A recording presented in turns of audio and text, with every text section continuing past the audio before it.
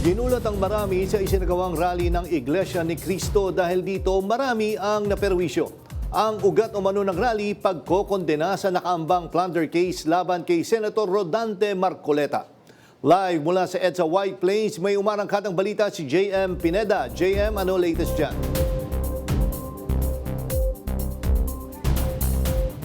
Yes, Ninya, sa ngayon nga ay patuloy pa rin nagsasagawa ng programa ang Iglesia ni Cristo dito sa kahabaan ng People Power Monument dito sa EDSA White Plains. Simula pa nga yan kaninang umaga at ang resulta nga niyan ay dun sa kahabaan ng EDSA ay medyo mahaba-haba na yung traffic. Pati yung ibang mga kababayan natin na nagko-commute ngayong rush hour ay inabot na rin ng paglalakad doon sa layers na yun. At kanina nga ay nakita natin yung ilang mga personalidad na dumalo dito sa kanilang pagtitipon. Kasama na nga dyan si Senator Alan Peter Cayetano, pati na rin si Congressman Leandro Libiste, pati na rin si dating Congressman Mike Defensor.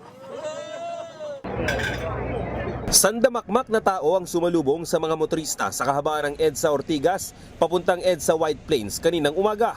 Sinakop ng mga ralista ang halos lahat ng linya ng mga sasakyan sa EDSA at ang isang linya ng busway lang ang natirang passable. Ang resulta, mabigat na daloy ng trapiko. Pasado alas 11 ng isa-isang inilipat na mga tauhan ng Metropolitan Manila Development Authority o MMDA ang mga concrete barriers para masakop ang 2 lanes ng EDSA at makadaan ng mga motorista. Pero sa kabila niyan, doble dagok pa rin para sa mga pasahero at mga motorista ang bigat ng daloy ng trapiko. Sabi ng PNP, pinakiusapan nila ang grupo na buksan ang linya dahil maraming mapeperwisyo kung mananatili itong sarado. As a fruit of our negotiation po doon sa leadership po nila ay nakakuha tayo na impose natin na dapat free flowing yung EDSA. So free flowing po ngayon. Although may konting pagbagal, nakakadaan po ang ating mga motorista. Susubukan din daw nila na unti-unting buksan ang mga kalsada. Yes, tigda 2 linya po yung nadadaanan po ng motorista ngayon. And we are trying to increase that.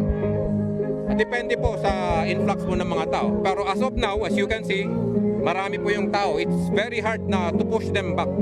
So, nakita niyo yung pag-adjust ng cement blocks natin, it will take almost 1 hour, 30 blocks. Sa tala ng PNP, 13,000 katao ang dumalo sa pagtitipon. Wala pa raw katiyakan kung hanggang kailan ang aktibidad.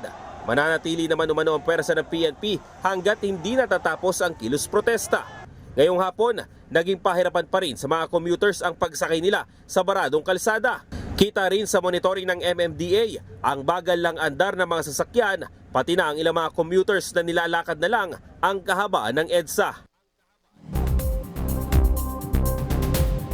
Jack, itong mismong kinatatayuan ko ay supposedly dapat ito ay nadadaanan ng mga motorista. Pero kung nakikita nyo sa aking likuran ngayon, ay maraming mga nakapark na mga sasakyan at itong mga nasa likod na yan ay mga sasakyan yan ng mga miyembro ng INC at sa ngayon nga ay yung iba nakikita natin nagsisilabasan na dito sa kahabaan ng White Plains pero meron pa nga rin mga miyembro ng INC na nanatili dito at sinabi nga nila kanina na hanggat patuloy silang magsasagawa ng mga programa dito sa People Power Monument. Hindi lang natin naririnig pero doon sa dulo, Jack, nandun yung pinaka-stage nila at nandoon yung programa na isinasagawa nila. Katabi lang yun mismo ng People Power Monument at nandun yung pumupunta yung mga special guest nila na kung saan doon nagpe-perform, doon nagsasalita yung iba't ibang mga kongresista, pati rin yung mga senators ay nandoon at doon din nagtitipon-tipon yung mga tao kung saan halos 3 linya ng EDSA nga yung nasasakop